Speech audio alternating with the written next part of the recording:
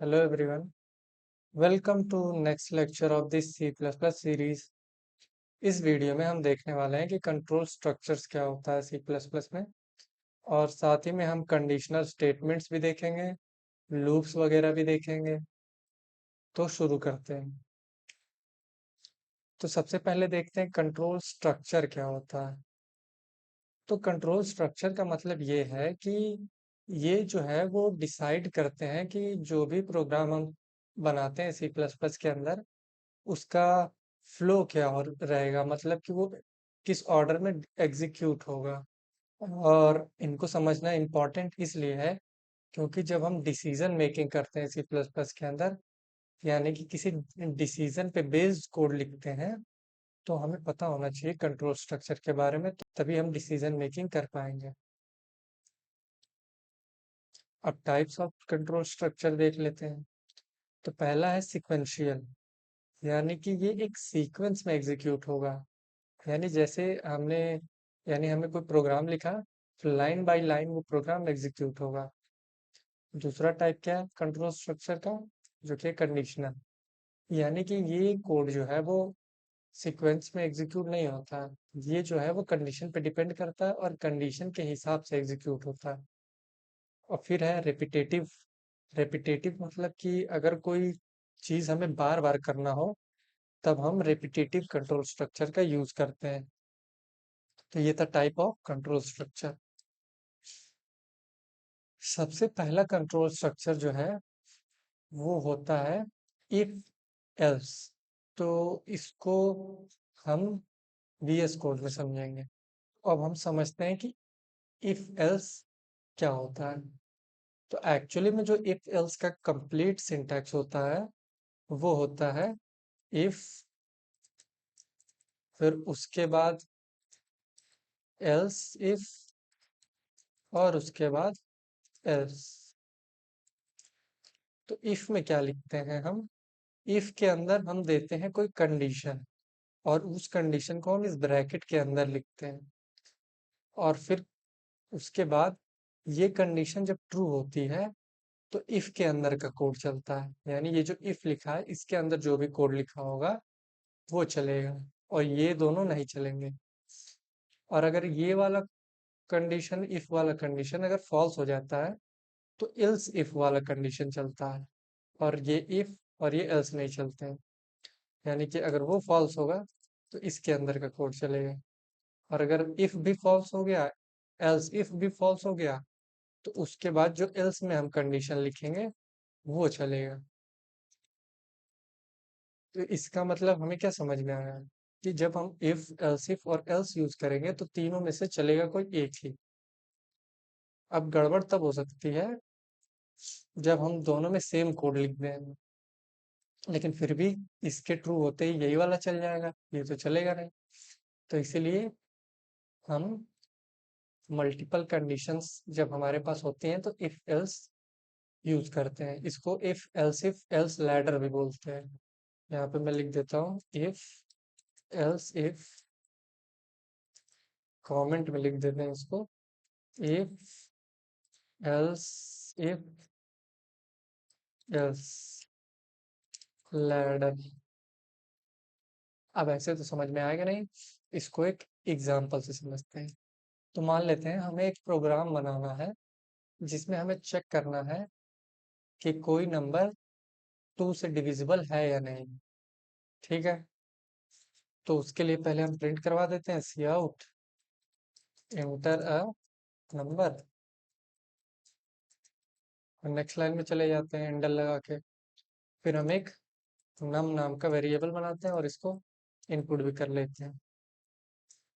फिर हमें चेक करना है कि क्या ये 2 से डिविजिबल है या नहीं। तो हम पहले इफ कंडीशन लगाएंगे, फिर इसके अंदर कंडीशन क्या लिखेंगे कि नंबर 2 से डिवाइड हो जाए। यानी कि अगर 2 से डिवाइड होता है तो रिमाइंडर क्या आना चाहिए, 0। तो कंडीशन क्या होगी कि if number divided by 2 equals to 0, यानी नंबर जब 2 से डिवाइड हो तो उसका रिमाइंडर क्या है, 0। तो हमें क्या प्रिंट करना है, डिविजिबल, और नहीं तो क्या प्रिंट करा देंगे, नॉट डिविजिबल।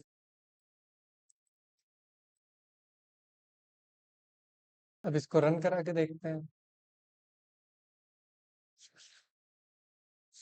नंबर हम मान लेते हैं, डालते हैं 10, डिविजिबल है तो डिविजिबल प्रिंट हो गया। फिर से रन कराते हैं। अब डाल देते हैं 13, नॉट डिविजिबल है, यानी प्रोग्राम सही है। ये तो था इफ और एल्स का यूज करके। अब हम इफ, एल्स इफ और एल्स, ये तीनों यूज करके देखते हैं।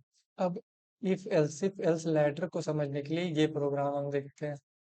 इसमें क्या करते हैं, इसमें क्या करना है कि हम मार्क्स लेंगे किसी भी स्टूडेंट का और उसका ग्रेड चेक करेंगे। तो अगर मार्क्स क्या है, ग्रेटर देन इक्वल टू 90 है तो उसको ए प्लस ग्रेड देना है। ग्रेटर देन इक्वल टू 80 है तो ए, ग्रेटर देन इक्वल टू 70 है तो बी, नहीं तो सी और डी और ऐसे ही एफ। तो इसकी कंडीशन देखते हैं कि पहला कंडीशन क्या है, ग्रेटर देन इक्वल टू 90। तो इफ के अंदर क्या हम लिखेंगे, मार्क्स ग्रेटर देन और इक्वल टू का भी साइन लगाएंगे। अगर ऐसा होता है तो हम उसको ग्रेड दे देंगे ए। और मार्क्स जो है वो 80 या उससे ज्यादा है तो ए प्लस दे देंगे। अब ये भी 80 से ज्यादा है, ये भी 80 से ज्यादा है, तो ये थोड़ा कंफ्यूजिंग हो सकता है। लेकिन मैंने क्या बताया था कि या तो इफ चलेगा, या तो एल्स इफ चलेगा, या तो एल्स चलेगा। तो इन सारी कंडीशन में से कोई एक ही चलेगा। तो अगर ये चल चुका होगा तो ये सारे नहीं चलेंगे, अगर ये चलेगा तो ये सारे नहीं चलेंगे। तो एट ए टाइम कोई एक ही चलेगा। तो उस हिसाब से हम कंडीशन मल्टीपल लिखते जाएंगे और जिस कंडीशन पे जो कोड हमें रन करना होगा वो कंडीशन में कोड लिख देंगे। अब इसको रन करके देखते हैं। से यहाँ पे हमने मार्क्स डाला 93, तो 93 डालने पे क्या है, ए प्लस। फिर से रन करके देखते हैं। मार्क्स डाला हमने 23, तो ग्रेड एफ। तो ये सही है। तो ये था इफ, एल्स इफ और एल्स लैडर। अब सेम काम जो है हम, अब यही सेम काम हम सी प्लस प्लस के अंदर एक स्विच कीवर्ड होता है उसकी मदद से भी कर सकते हैं। तो उसको देखते हैं कि स्विच कीवर्ड क्या होता है, उसको कैसे यूज करते हैं। तो इसका सिंटैक्स कुछ इस तरह होता है कि स्विच के अंदर हम कोई एक्सप्रेशन लिखते हैं जो कि बाद में इवेलुएट होता है, और उसका जो आंसर आता है उसका इवेलुएट होने के बाद उसके हिसाब से हम केस बनाते हैं। तो अब स्विच कीवर्ड का सिंटैक्स देख लेते हैं। तो सबसे पहले हम लिखते हैं स्विच कीवर्ड, उसके बाद दो ब्रैकेट्स के अंदर हम एक्सप्रेशन लिखते हैं, और इस एक्सप्रेशन की वैल्यू के हिसाब से हम कोड लिखते हैं। जैसे अगर मान लेते हैं इसकी वैल्यू आई वैल्यू 1, तो वैल्यू 1 जो आने पे क्या कोड होगा वो लिखेंगे। फिर उसके बाद ब्रेक लगाते हैं। ब्रेक क्या करता है कि ये जो है वो फ्लो को ब्रेक कर देता है, यानी ये स्विच जो है वो इतना रन होने के बाद ब्रेक हो जाएगा। वैसे ही वैल्यू 2 लगाएंगे और वैल्यू 2 का कोड लिखेंगे, फिर ब्रेक लगाएंगे। और वैसे ही अगर कोई केस ट्रू नहीं होता है तो डिफॉल्ट वाला केस चलता है, और डिफॉल्ट केस में डिफॉल्ट का केस कोड लिखते हैं और इसमें ब्रेक नहीं लगाते हैं। तो इसको तो अब स्विच को समझने के लिए भी हम सेम ग्रेडिंग वाला एग्जांपल देख लेते हैं, मार्क्स वाला। तो हमने मार्क्स लिया, मार्क्स को इनपुट करवाया। अब हमें ग्रेड डिसाइड करना था, 90 से 99 के बीच में हो तो ए प्लस, 80 से 89 हो तो ए, वैसे ही बी सी डी और एफ। ठीक। तो अब हम ऐसे 100 केस तो बनाएंगे नहीं 1 से लेके 100 तक। तो हम क्या करेंगे, मार्क्स को 10 से डिवाइड कर देंगे, और डिवाइड करने पे 10 आया मतलब मार्क्स 100 रहे होंगे। 9 आया मतलब 90 से 99 के बीच में होगा। 8 आया यानी कि 80 से 89 के बीच में होगा। वैसे ही बाकी केसेस में। तो हमने मार्क्स को किया 10 से डिवाइड। यहाँ जो वैल्यू आई, अगर वो आई 10 मतलब मार्क्स है 100, तो ए प्लस मिलना चाहिए। अगर इस वैल्यू को हमने डिवाइड किया 10 से, अगर वैल्यू आई 9, तो यानी ग्रेड ए प्लस मिलना चाहिए। उसके बाद बताया था कि ब्रेक कीवर्ड लगाना है। और अगर यहाँ पे वैल्यू दिया 8, यानी कि मार्क्स क्या रहे होंगे, 80 से 89 के बीच में रहे होंगे, तभी तो 10 से डिवाइड करने पे 8 आता होगा। और अगर ऐसा आया तो हम ग्रेड दे देंगे ए। वैसे ही बाकी केसेस हो गए। तो इसको भी रन करके देख लेते हैं। हमने मार्क्स डाला 45, यानी 45 यानी कि मार्क्स क्या होंगे, लेस देन 50 होंगे, क्योंकि 45 को अगर 10 से डिवाइड करते हैं तो क्या आएगा, 4 आएगा। और अगर ये केस 5 है और इसके बाद कोई केस है नहीं, यानी डिफॉल्ट वाला केस चलेगा, लेस देन 50 यानी ग्रेड एफ। फिर से रन करके देखते हैं, इस बार डालते हैं मार्क्स 77 यानी ग्रेड बी। 70 से 79 यानी 77, 70 और 79 के बीच में, यानी कि ग्रेड बी आना चाहिए, जो कि आ भी रहा है। तो ये बिल्कुल इफ एल्स की तरह काम करता है, तो हम इसको भी यूज कर सकते हैं इफ एल्स की जगह।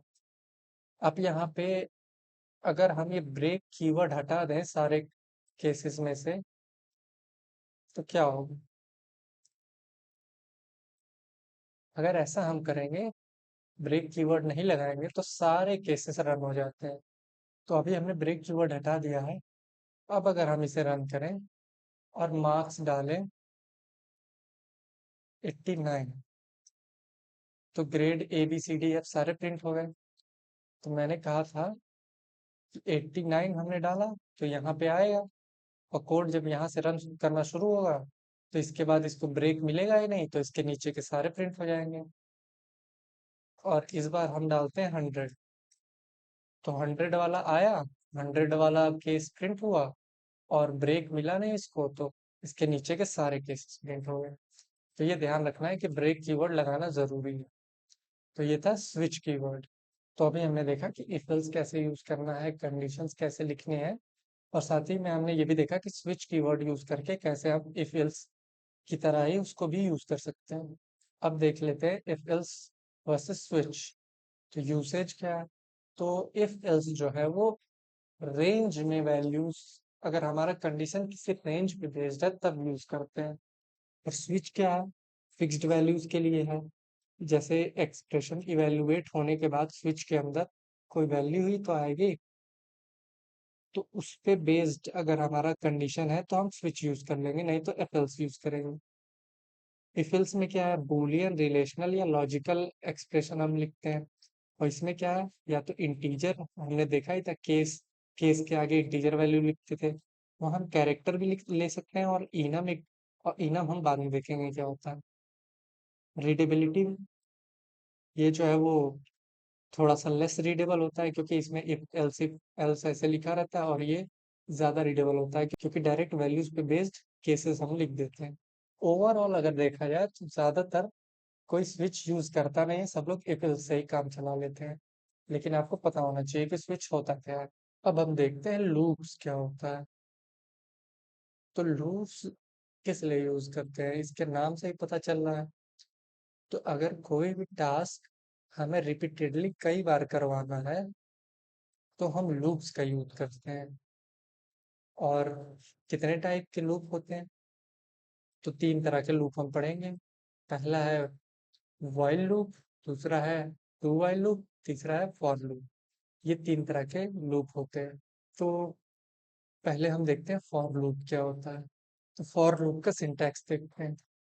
तो फॉर लूप का सिंटैक्स कुछ ऐसा होता है। सबसे पहले हम लिखते हैं फॉर कीवर्ड, फिर ये पैरेंथेसिस, और ये फिर करली ब्रेसेस जिसके अंदर कोड होगा। तो इस ब्रैकेट के अंदर हमें पहले देना होता है कि स्टार्टिंग पॉइंट कहाँ से है। तो यहाँ पे हम देते हैं स्टार्टिंग पॉइंट, और यहाँ पे हम देते हैं कंडीशन कि कब ये लूप रुकेगा। और यहाँ पे हम देते हैं इंक्रीमेंट, इंक्रीमेंट वैल्यू, यानी कि ये जो वैल्यू है वो कितने से इंक्रीज होगी। तो इसको समझने के लिए हम एक प्रोग्राम बनाते हैं। इस प्रोग्राम में हम करेंगे क्या कि 1 से लेकर 10 तक के नंबर प्रिंट करेंगे। अगर हमें लूप्स पता नहीं होंगे तो हम ऐसे करेंगे, सी आउट 1 हैंडल, फिर सी आउट 2 हैंडल। ऐसे करने में हमें बहुत टाइम जाएगा, तो ऐसे नहीं करेंगे, हम फॉर लूप का यूज करेंगे। तो बताया था मैंने कि यहाँ पे पहले देते हैं स्टार्टिंग पॉइंट। तो स्टार्टिंग पॉइंट क्या है, 1। 1 क्या है, इंटीजर। तो यहाँ पे लिखा है इंट आई इक्वल्स टू 1, क्योंकि 1 से शुरू करना है।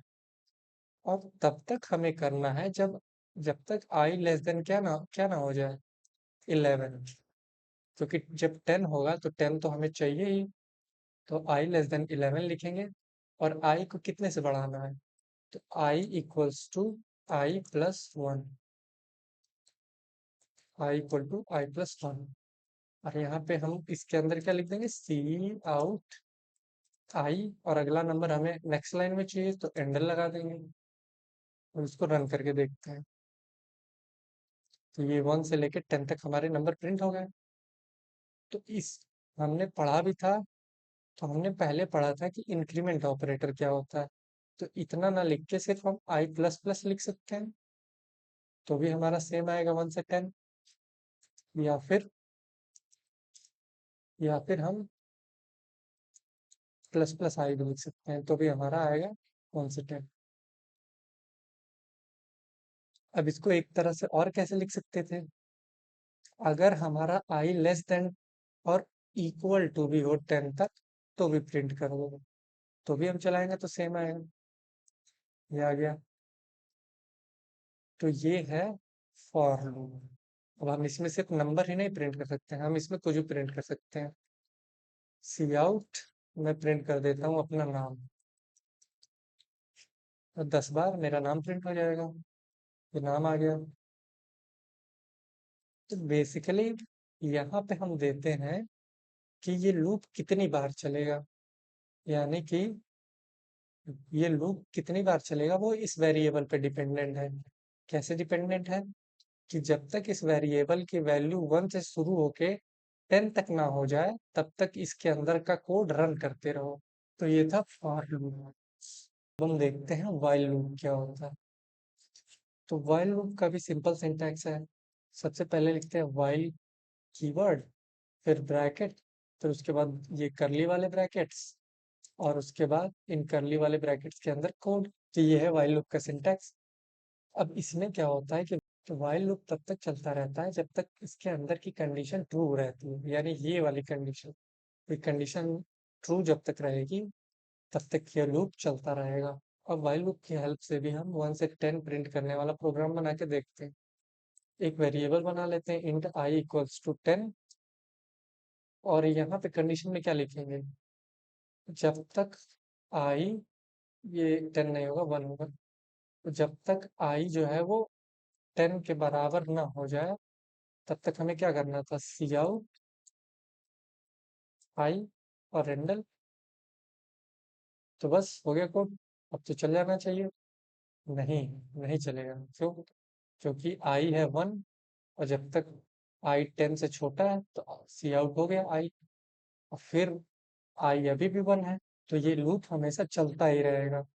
इसको रन करा के अगर देखो तो ये लूप चलता जा रहा है। तो ये इनफाइनाइट लूप बन जाएगा। तो हमें कंडीशन अपडेट करनी होगी ताकि कभी तो ये कंडीशन मीट हो और ये लूप रुके। तो उसके लिए हम क्या कर देंगे, आई प्लस प्लस। अब रन करके देखते हैं। तो 1 से 10 प्रिंट हो गया। अभी कैसे हुआ इसको समझ भी लेते हैं। सबसे पहले आई इक्वल टू 1 यहाँ पे चेक हुआ कि 1 लेस देन 10 है। हाँ लेस देन 10 है तो 1 प्रिंट करा, और 1 से आई की वैल्यू 2 हो गई। फिर 2 को चेक करा, 2 जो है 10 से कम है, हाँ कम है, तो 2 प्रिंट कर दो। और फिर आई की वैल्यू 2 से 3 हो गई।